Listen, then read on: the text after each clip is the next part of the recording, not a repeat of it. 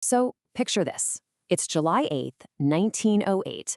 It's a hot, super windy afternoon in Boston, and a fire breaks out on the waterfront. Now, this was a huge, destructive event, for sure. But at its core, it's really a story about one person's incredible act of devotion. A story that, honestly, was almost completely lost to time. And the very next day, this is what everyone in Boston saw. I mean, look at that headline. $1 million, fire sweeps East Boston wharves and costs one life. It's just so striking, right? It immediately sets up this story with two really powerful, contrasting ideas. On one hand, you have this massive financial loss, and on the other, this single, very personal human tragedy. Okay, let's just stop and think about that number for a second. Over $1 million in 1908. That's just a staggering amount of money. It was a catastrophic blow to the city's port, which was, its economic heartbeat. We're talking about the equivalent of tens of millions of dollars today. Just a massive, massive loss. And the speed of it all, it's almost impossible to imagine. A quarter mile of the waterfront, docks, warehouses, ships, everything, totally engulfed in flames in just 15 minutes. 15! That's the time it takes to walk down the street. The whole lifeblood of the city's economy, just gone. You can just feel the panic and the chaos, can't you? So let's get a better look at what exactly was lost in that crazy 15-minute inferno on the East Boston shoreline. All right, so this map here, it's from the Boston Herald, and it shows the burned district right along Marginal Street.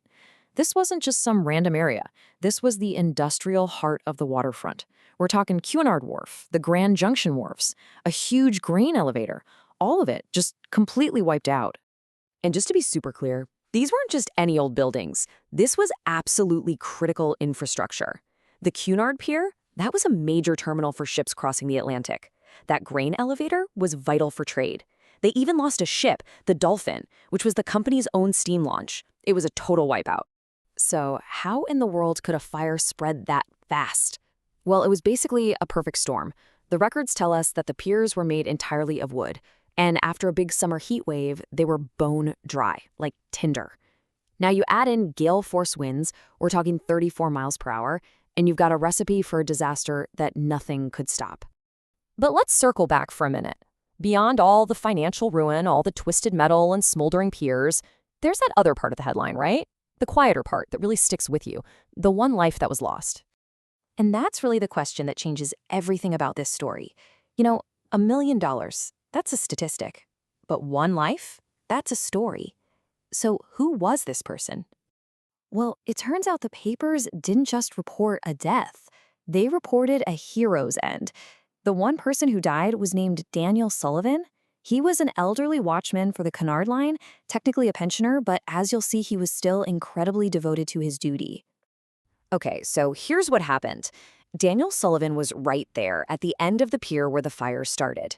He saw the first flames at 4:12 p.m. He immediately sounds the alarm, which let other people escape. Now, he could have run. He absolutely could have saved himself. But he didn't.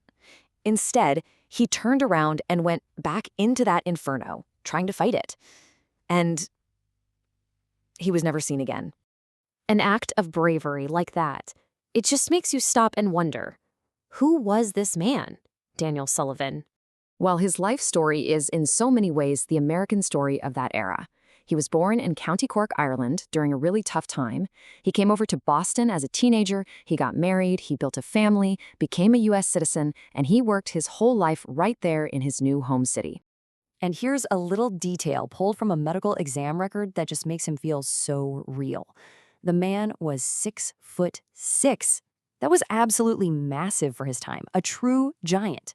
You can just picture this towering figure walking his beat along the Cunard Pier, can't you? But his life was also filled with so much tragedy, the kind of heartbreak that was unfortunately all too common back then.